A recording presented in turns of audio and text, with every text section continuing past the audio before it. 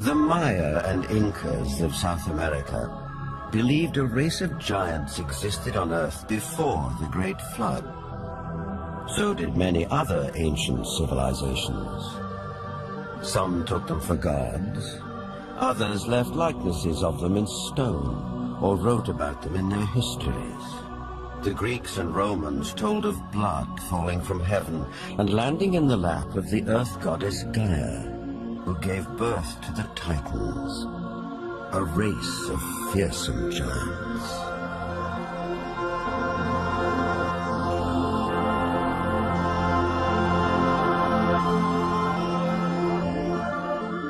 Perhaps the most famous of all was Goliath, the Philistine, one of 5 giant brothers. Vandal Jones is an archaeologist with a style of his own. He spent a lifetime tracking down Goliath and the Ark of the Covenant, with which the Jewish holy book of the Midrash tells us the giant made off. Goliath crashed his way through the Israeli soldiers, ran over and scooped the ark up on his shoulders, slew Pinchas and Hophni, and took the ark back to the camp of the Philistines.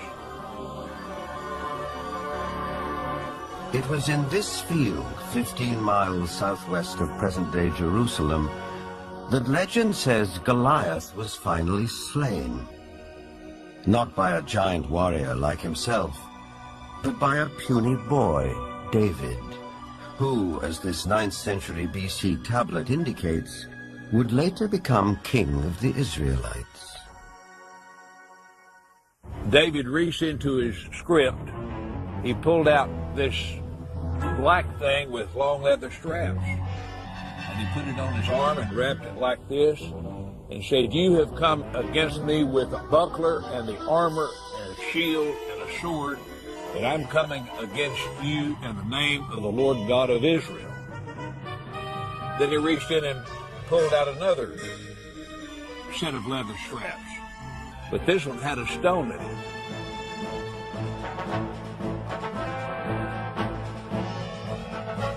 And like this, the shepherd boy cracked Goliath, stunned him. He didn't kill him.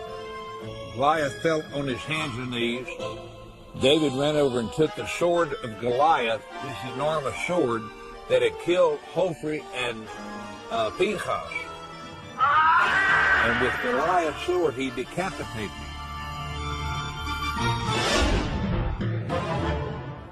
Just 2 miles from where the famous fight took place stands an 80-foot overgrown mound.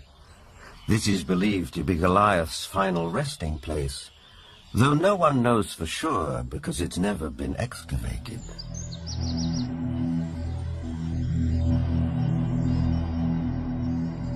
In the American Midwest, there are also many large mounds, which are said to be graves.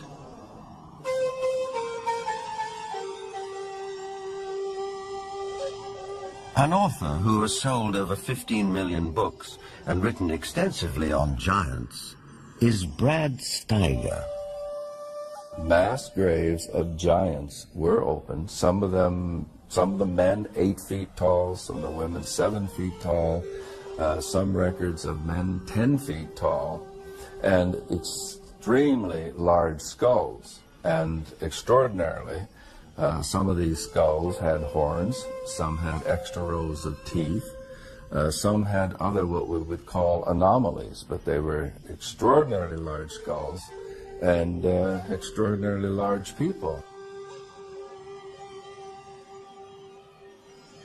A maverick archaeologist who has long been fascinated by legends of American giants is David Hatcher Childress. A number of mounds in the Midwest in America were excavated starting around 1850. And in many cases, they would find skeletons of people who were in excess of 7 feet tall. And in many cases, they had double rows of teeth, as well as, in some cases, 6 fingers on each hand and 6 toes on each foot. The one that was found in Bridal Veil Falls, California by a group of miners. First they found this wall with very intricate hieroglyphics. They assumed that they were finding gold behind the wall. They broke it down and they found this woman holding a child covered with fur and a strange kind of dust. The same tall female mummified remains have been found in Texas. They have been found in Death Valley. They have been found in other parts of California. These old photographs and newspaper clippings are all that survive of these mysterious giants. Winner of the Newsmaker of the Year award, journalist Jim Mars has a special interest in speculative science. Archaeology at that time was in a heyday. There was everybody that had a shovel was out trying to find something.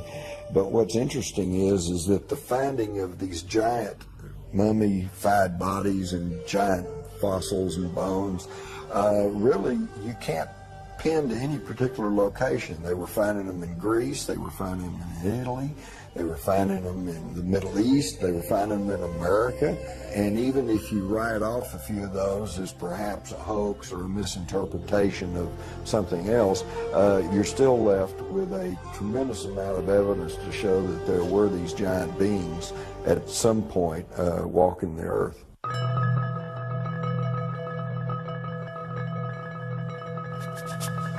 In 1912, ranchers started coming to this isolated cave near Lovelock, Nevada, to dig out bat guano for fertilizer.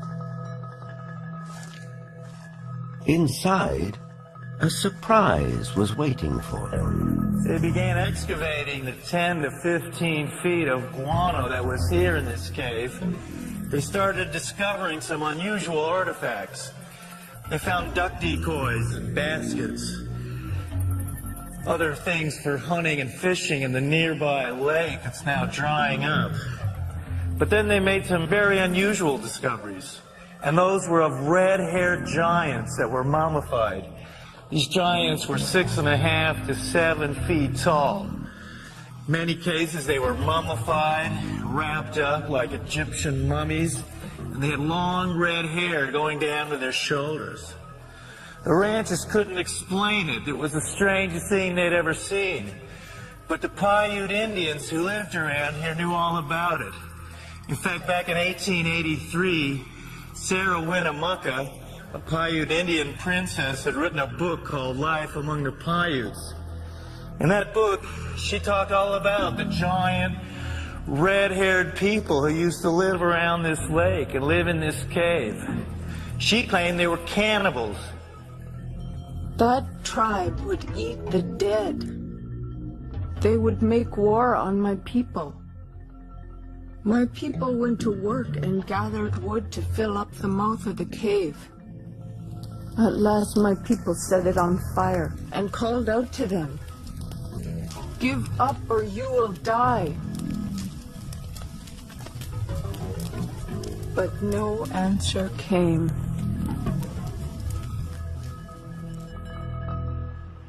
Now, one of the great mysteries of the West is what happened to these giants. There was nearly 60 skeletons brought out of this cave, but today they're nowhere to be found. Is it that there is some kind of archaeological cover-up that has occurred here? Something that concerns giants? Perhaps the entire story may be a rural legend, or like tons of buffalo bones, the remains may have been burned and used with the bat guano as fertilizer. Whatever the explanation, proof that there were giants here has disappeared. Yet at the same time, tantalizing clues to their existence can be found all over the world.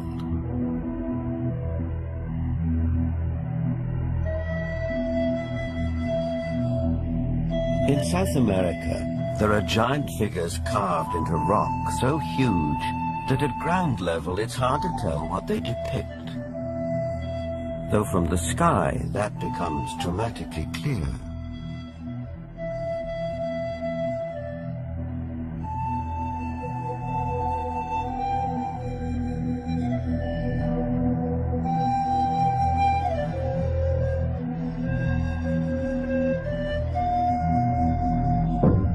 This one in Chile, known as Cerro Unitas, at over 300 feet high, is believed to be the largest representation of a human-like figure in the world. Who carved it and why remains a mystery.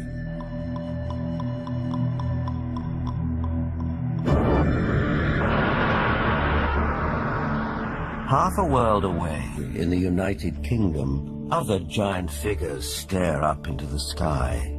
This one is known as Cerne Abbas near Shaftesbury. Cut into the chalky hillside, no one knows how long ago. It may represent the mythical hero Hercules. 160 miles away, the Long Man of Wilmington, 280 feet from head to toe. It emerges from the English hillside like a giant god from another era. Britain is crowded with such sites associated with giants. An authority on English folklore and the giants of Britain is Jennifer Westwood. In the beginning, in Britain, it was inhabited only by giants. And in those days, it was called Albion. And after the fall of Troy, a hero called Brutus came here with all his men and decided to conquer Albion. And so they battled for a bit with all these very savage giants. And they slew most of them. But there was one called Gog-Magog that they kept alive, 12 foot high. And he had a wrestling match with the Duke of Cornwall called Coronaeus. And first one got the upper hand, and then the other got the upper hand, and then Gog-Magog broke some of Coronaeus' ribs, and he got so enraged that he just picked up this 12-foot giant, and he ran to the coast, and he threw him over the cliff, and the giant was smashed on the stones below, and his blood stained the rocks red.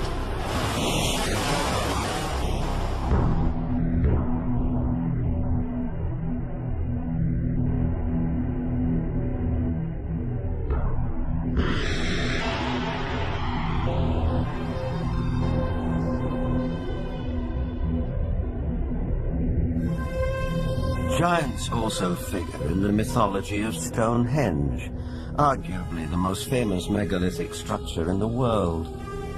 These massive standing stones, the largest 30 feet tall and weighing 50 tons, were erected here thousands of years ago. The early Britons called the stone circle the Giant's Dance and believed giants had built it.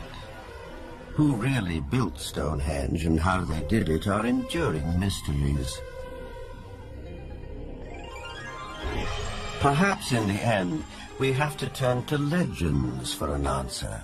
This was somebody in the past with a technology that we don't have, or a magical skill we don't have, creating these things.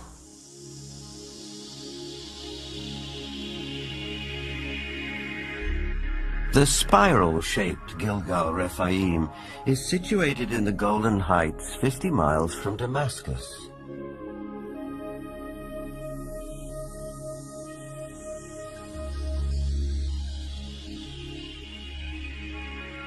Constructed from an estimated 40,000 tons of loose rocks, it is remarkably reminiscent of Stonehenge.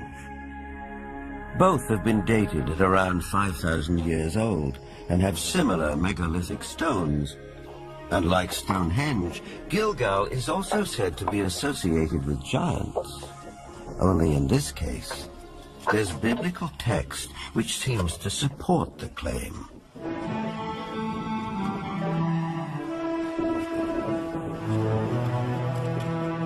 Israeli archaeologist Daniel Herman is investigating the newly opened grave.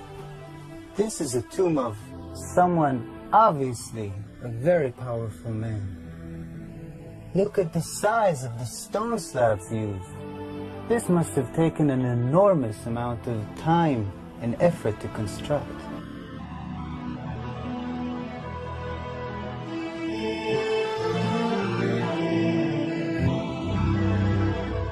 When the Israelites came here and wrote their Bible, it was already here. They saw it. So they have documented the identification of the site by saying that this region was ruled by Og, king of the Bashan. Og is described in the Book of Deuteronomy as, and I quote, "For only Og, king of Bashan, remained of the remnant of the Rephaim." Rephaim is Hebrew word for giants.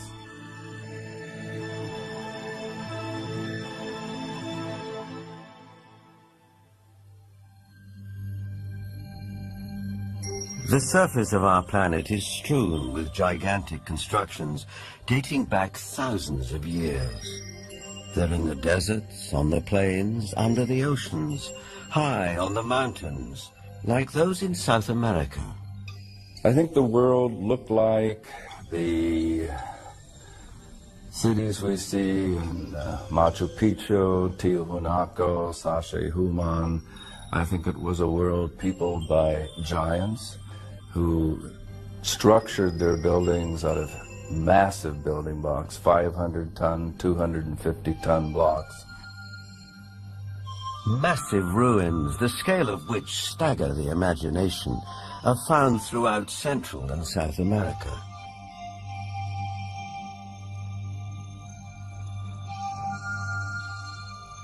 Even a skeptic might be tempted to ask, who could have built these architectural wonders, if not a race of giants?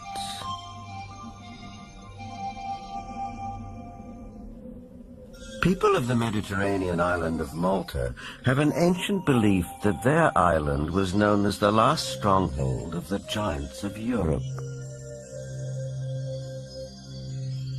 An explorer who has made a lifelong study of megalithic structures is the best-selling author of The Eyes of the Sphinx, Eric von Daniken. Malta has gigantic temples. They date really back to the past. Nobody knows exactly, but 5,000 years at least BC.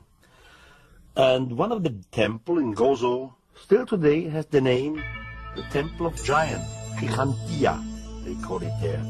A local legend says the temple was built by the giantess Sansuna. The blocks are so huge, so heavy, that no normal human being could have moved it. In Bolivia, only 30 kilometers from Lake Titicaca, there are gigantic stone platforms all over the place. The largest of it was once 29 meters long. Its weight has been calculated with 900 tons. Now, this is on a place where we are 4,100 meters high in the Andes, which means there are no trees, no wood, nothing. It is not possible to transport a 900-ton platform without any wooden rollers. Even with wooden rollers, it would be extremely complicated. So these facts are here. You can see them, touch them, photograph them, but there is no explanation for it. For sure, the pre-Inca Indians, the Aymara, were not able to move it. So what is it? What's the result? We don't know. On many places on Earth, we find structures which could be related or to ETs, to a technology which we do not understand, or to giants. ETs, giants, a secret technology. Believers take it in their stride. Here's the best-selling author of Architects of the Underworld, Bruce Rux. The architects are that race or those races who built all the megaliths in the old world, the pyramids, Stonehenge. They are the people who walked before us, the ones who inhabited this world before we did. We have called them gods. We've sometimes called them giants. They left their handiwork behind, and we have not been able to duplicate it. We've only reached the point now where we can really appreciate it. In Lebanon, 44 miles from Beirut, are the imposing ruins of Baalbek. There is mention of this place in the Old Testament's Book of Kings. Baalbek in particular is a very good example. That has the trilithon. Those are the largest stones in the world ever used for construction. They're so large we don't even know their actual weight. Those stones were somehow quarried, moved 5 miles, lifted 25, 30 feet in the air, and placed together so closely that you can't fit a razor blade or a piece of paper in between them. We have no idea how they did it. We don't have a crane in the world that can lift weights anywhere near what those things are. No one knows for sure, but according to Arab tradition, the earliest temples were built here after the Great Flood by a tribe of giants for the biblical king Nimrod.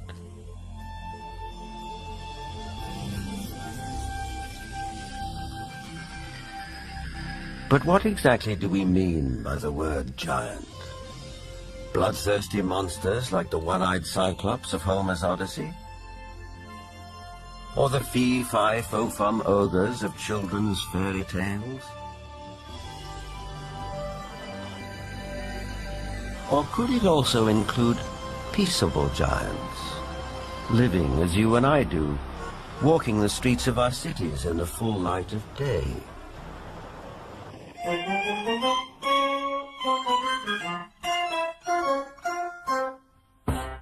There are really two kinds of people who could be considered giants. There are giants who are genetically programmed to be tall, people who are normal, but their genes mean that their genes lead them to be very, very tall.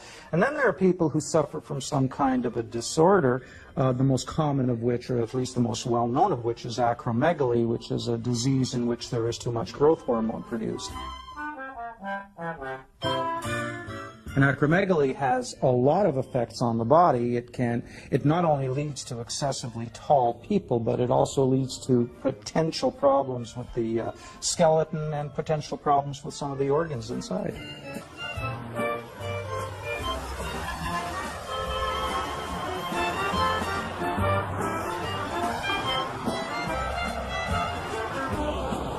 Ryan is a healthy, well-proportioned, 7-foot-tall, normal young man. I just wish I were as tall as he was. But what makes a person unusually tall? Is it a family trait, nutrition, or something else? Are tall people just ordinary people of exceptional height? Certainly some tall people are giants in their profession.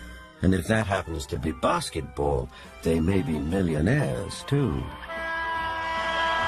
Genuine giants didn't always do so well. Here's Jack the Giant Killer presenting his latest capture to the king. Towards the end of the 19th century, this 9-footer was given to the Russian Tsar as a gift. For some of the vertically unchallenged, it was possible to make a modest living by displaying themselves in public. From there, it wasn't very far to the carnival freak show, which wasn't complete without one or more giants.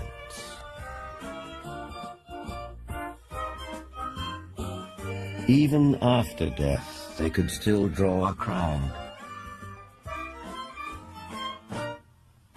Anna Swan and her husband Martin, both 7.5 feet tall, went on tour as the world's tallest married couple. It probably took 2 storks to deliver their 24-pound newborn.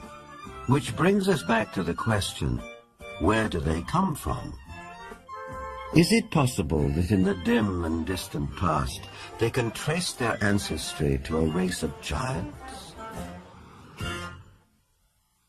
The Weizmann Institute's award-winning scientist, Dr. Marvin Antelman, believes he has the answer. If we all have genetic material from the first man, then it is not surprising to find here and there that you would have a giant existing among us today, because it would be a recessive gene that would produce such a person. The Watusi tribe, for instance, are very large. The median height for most of their males is close to about 7 feet. They're extremely tall. There are biblical references to even taller people who lived in ancient times. Rabbi Itzhak Marmostin of the Center of Jewish Studies in Vancouver, Canada.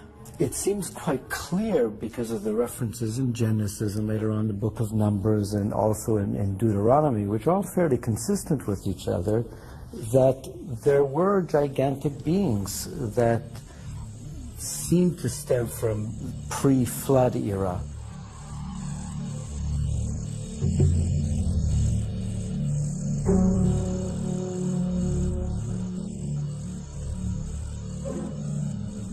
Is it possible that environmental conditions of past ages favored the development of giants?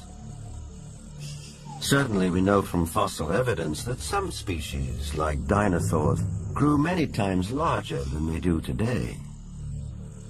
A supporter of this thought-provoking and controversial theory is Dr. Carl Bohr. Optimal genetic expression means the best that the organism has within the DNA is expressed because of favorable atmospheric conditions.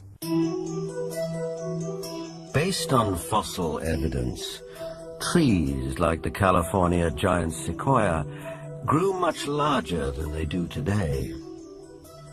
One theory explains this by proposing that environmental conditions in the distant past were more conducive to gigantic growth.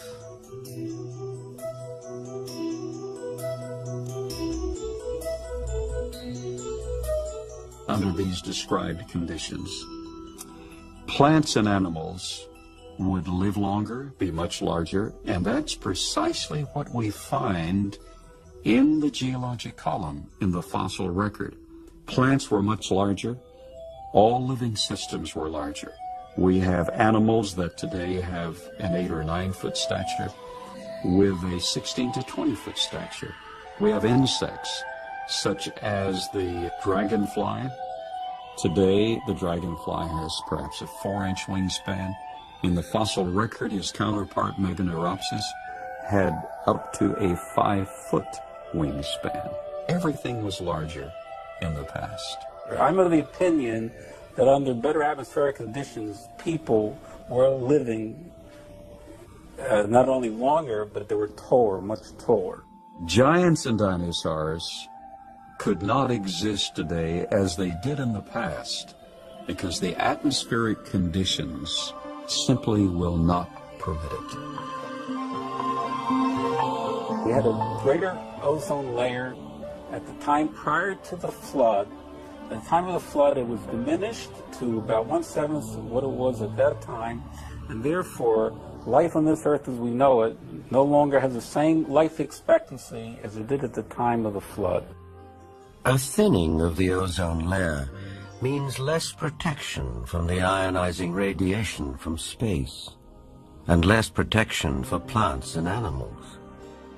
Being interested in Earth's original conditions, after 35 years of research on those parameters, I've attempted to reconstruct that context. And in so doing, I've had our engineers build a biosphere that doubles the atmospheric pressure, that increases the electromagnetic energy, that increases the ratio of oxygen, but not to the level of toxicity, that eliminates ultraviolet radiation, etc. And the experiments that we've run have been very gratifying.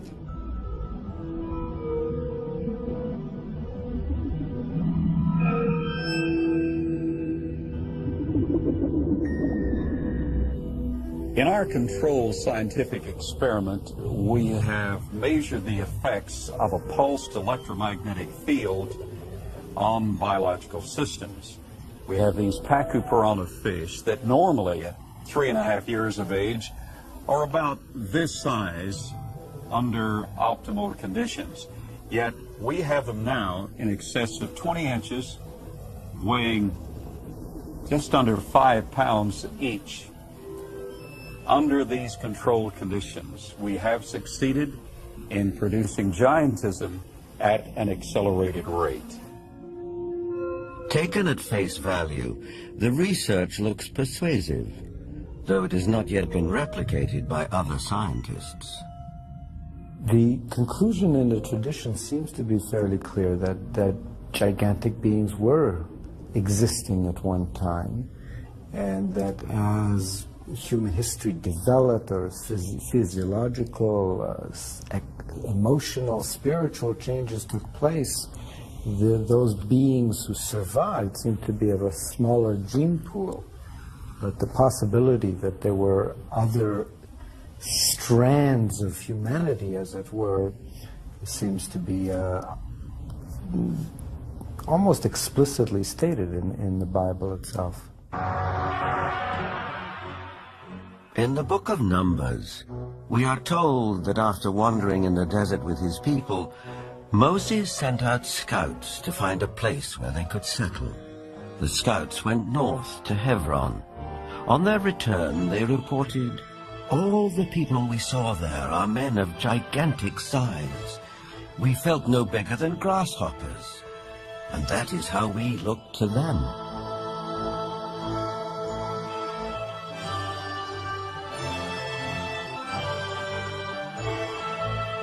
The tribes continued northeast to Mount Seir, known today as Petra in Jordan.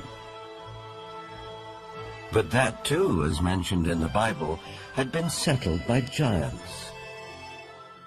Wherever they looked, it seemed they found the remnants of giants.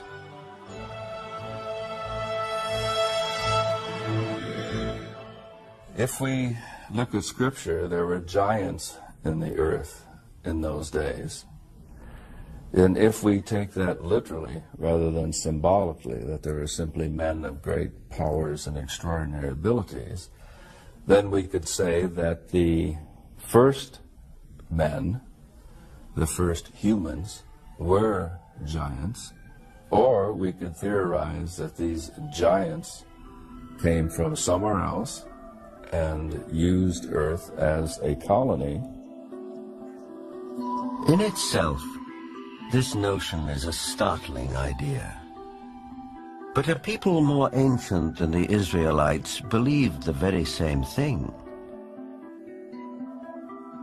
They wrote that the giants were celestial beings who came not from Earth, but from another planet.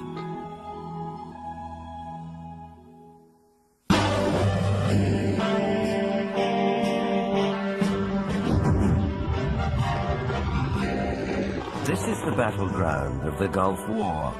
We know it as Iraq. In the distant past, several great civilizations sprang up here.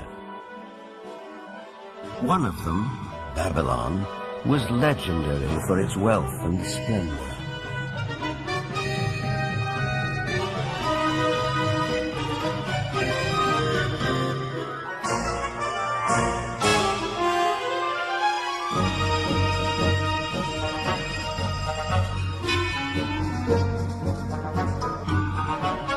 But long before Babylon, as long as 6,000 years ago, another remarkable civilization evolved.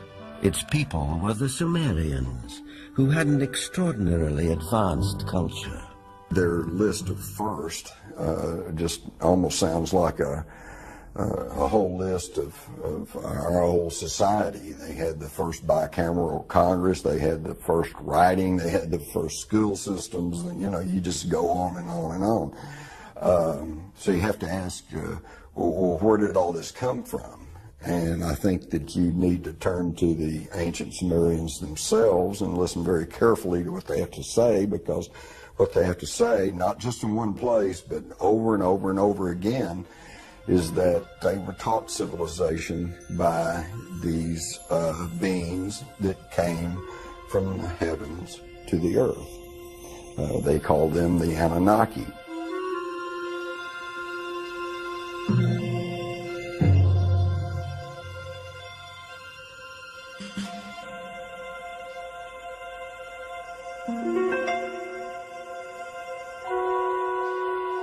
The Sumerians wrote down their history on clay tablets like these, which lay ignored in a Berlin museum for half a century. Few people have been able to decipher this ancient language, but one of them is Zechariah Sitchin.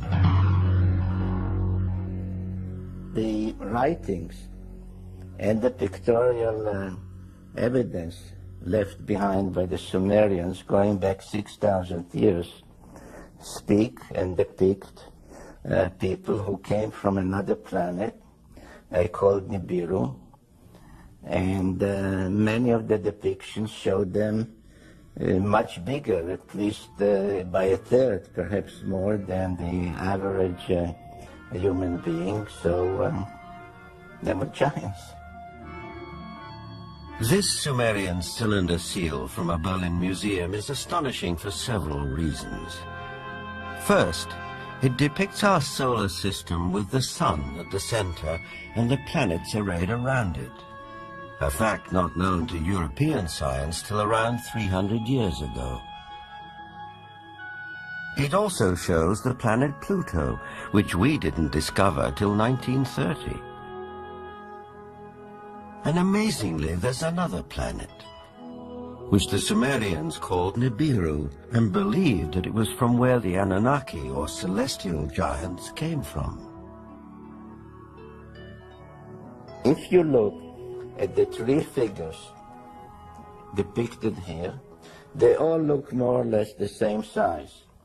But if you bear in mind that this figure of the deity, that he's seated, and you add from the knee to the hip to his size, you will realize that he is about 10 feet tall, a giant, one of those who from heaven to earth came. Looking for signs of extraterrestrial life, astronomers have searched deeper and deeper into the universe. But all along, maybe they should have been looking closer to home. For it's in our own solar system that a mysterious object has recently been detected, near where the Sumerians placed their planet Nibiru, home of the Anunnaki. For the believers, this is convincing evidence that the celestial giants are real.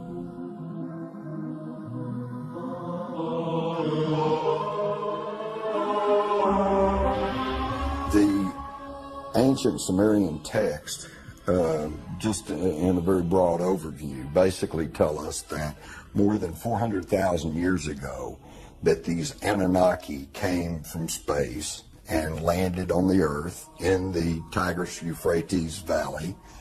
They began to set up a colony that they called Eden. According to Genesis, Eden, or Eden, is where Adam was created from dust and Eve from one of his ribs. Others, however, have a more high-tech version of how human life began.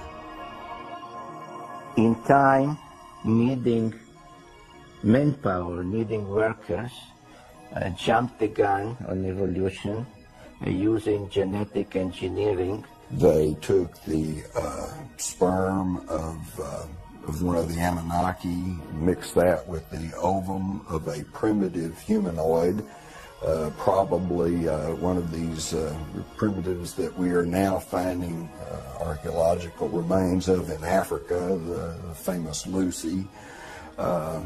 And they produced a hybrid which eventually became Cro-Magnon, or modern man.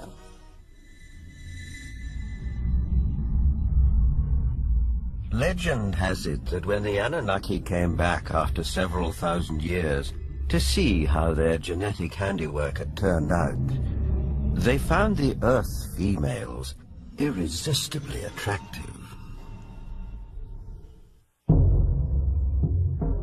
It starts in the Bible. There you can read, in the beginning at Moses, when the sons of the gods saw that the daughter of man were beauty, they took them to wife. Later, out of the body's womb, giants came. So destructive were these titans that the Anunnaki who fathered them decided to destroy them. The apocryphal book of Baruch even tells us how many giants were wiped out. The book of Baruch says, "Then the Lord created the great flood, destroyed all life, which then was unearthed, including the 90,000 giants.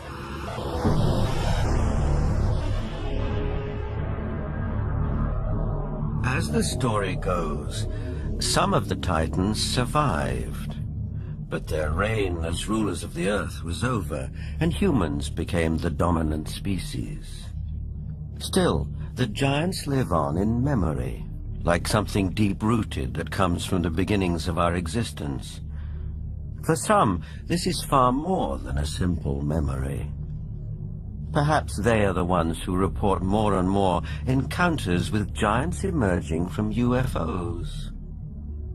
These believers will assure you that the Anunnaki or celestial giants are coming back.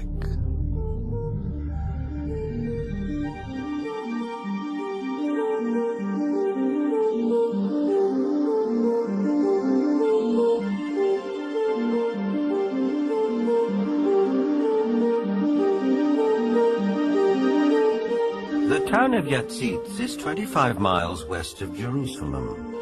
On January the 3rd, 1996, Chief of Security Herzl Constantini was at home when he heard a strange noise outside. When I opened the door, I was paralyzed with fear. I saw a gigantic being around 5 feet wide and 11 feet high. I estimate its weight at about 2 tons. I called the police, and 2 officers came over to the house. They laughed at us and accused me of drinking. But when the trackers came and saw the prints, they stopped laughing.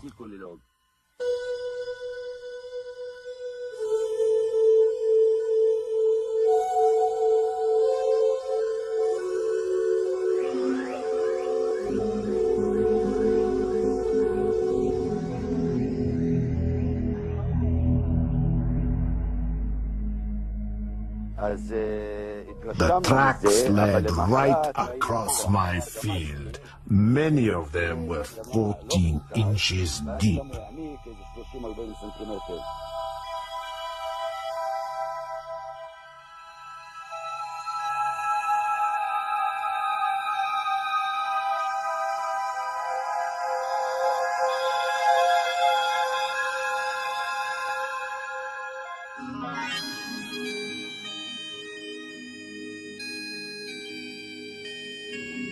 Over the past 10 years, reported sightings of UFOs with giant occupants have been on the increase.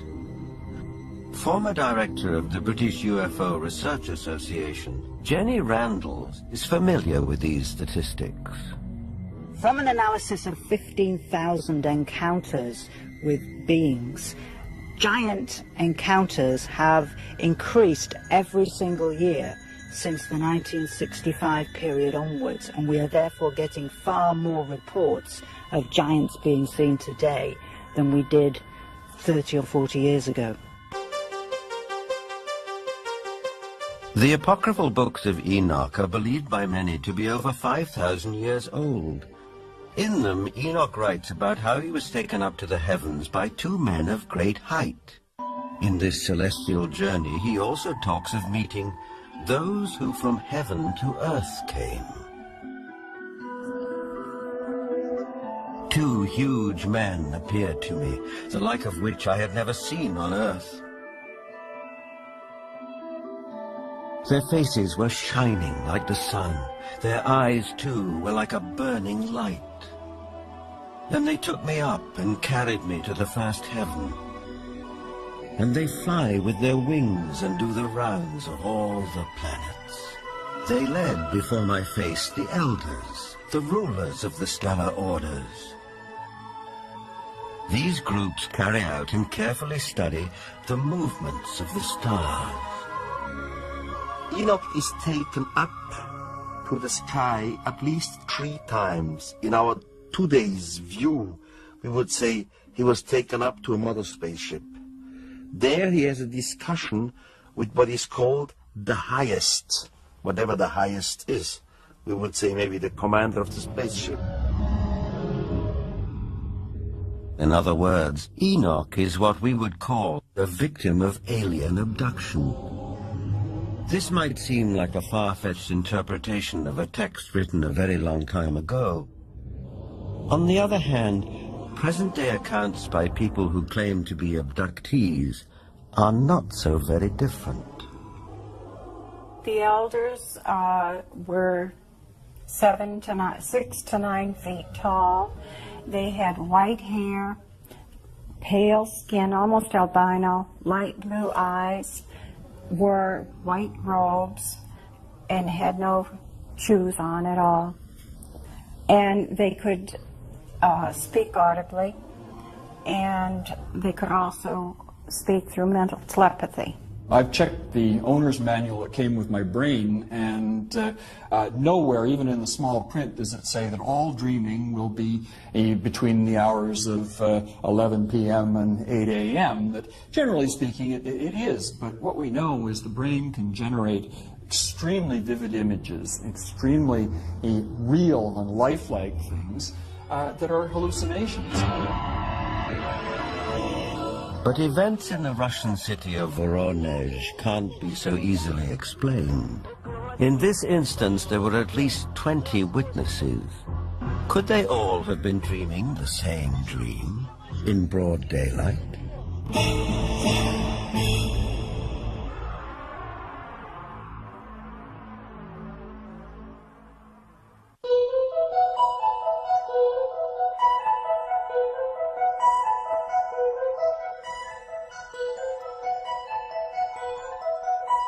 In September of 1989, something happened in the city of Voronezh, 200 miles south of Moscow, which caught the attention of the world press. For several weeks, strange lights were seen over the city. Then on September the 27th, it was reported that a spacecraft landed in one of the city's public parks, from which 3 alien giant figures emerged. Nothing remotely like this had happened in Voronezh before.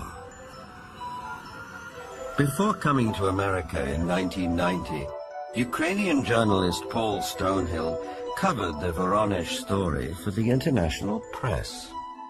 Top Voronezh researchers of anomalous phenomena, who include scientists, geologists, and also some military people, went to the site immediately thereafter. They were on the site on the 3rd of October studying and collecting specimens.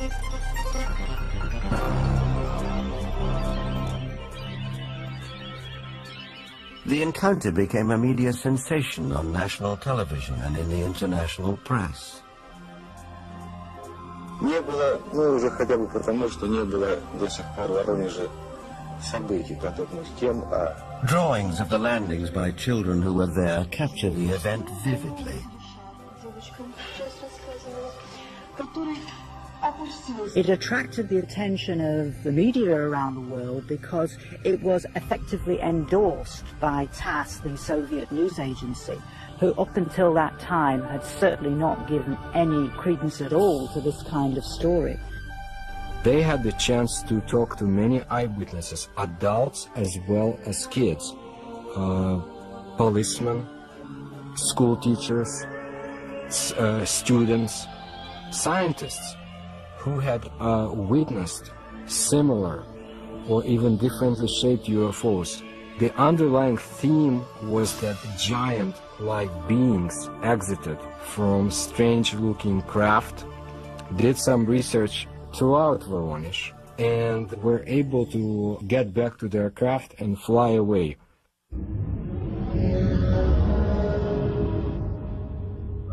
For once we had a genuine large number of people all correlating with one another, describing the appearance of these giants. So it was not a case of you simply believe a witness or you don't. Here you couldn't fail to believe them because there were so many of them talking in concert. I was standing not far from the main road of the South Park, and I saw this flying object at an approximate height 250 meters It stayed at the same height and did not move horizontally. I was very interested by all that, because it could not be any kind of meteorological balloon. There was a squeaking sound. Perhaps some drilling tool was operating, like it was boring a hole in the ground. The creatures started coming out. They did not look too much like humans. They were much taller than humans. They did have shoulders, but I didn't see the head. He was huge, really huge, bigger than we are. He was a mighty figure. In 1989, Sergei Makarov was one of the school children who was in the Voronezh Park.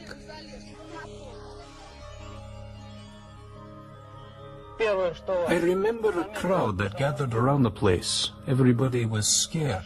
Everybody turned pale. I was absolutely flabbergasted. Denis Borzhenko was also one of the boys in the park on that day in September 1989. I saw some traces there, and also a strange man. Outwardly, he looked like any other man, only he was huge. A moment later, he suddenly disappeared. I had no doubt that the UFO and the giants existed, because I saw them. But sometimes when I look back, it seems sort of like a fairy tale.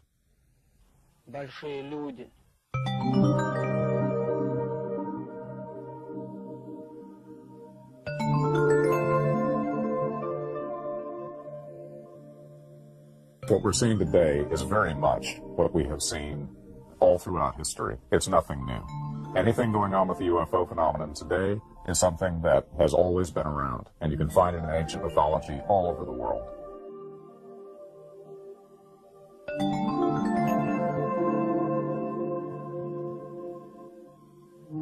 We have the legends, and of course, in some cases, we have cave paintings of giant-looking beings and even footsteps. I would think something was in the past, and this something was much bigger than our normal earthlings. Were they indeed our fathers? That they were the patriarchs who came before us, that all the legends refer to, the giants, the Olympians who lived before us.